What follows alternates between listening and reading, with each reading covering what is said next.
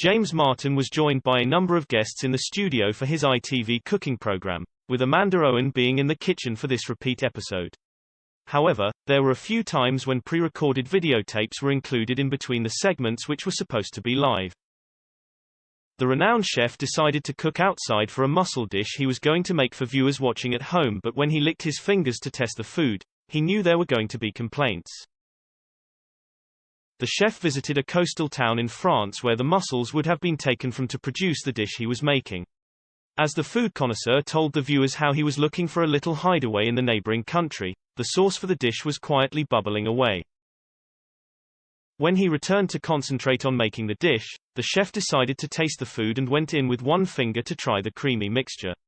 After giving it a stir, he went in again, but this time with a different finger to ensure he didn't spoil the food for others who might have eaten in.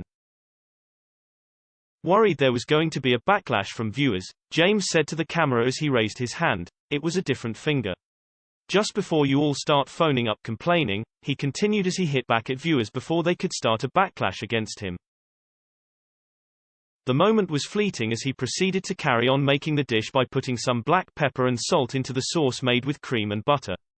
After preparing the mussels earlier on in the segment, the chef threw them into the pan to cook with the sauce so they could open up from their shells. Wanting to accompany the dish with some crusty French bread, James cut this up for the 4 to 5 minutes when the mussels were cooking.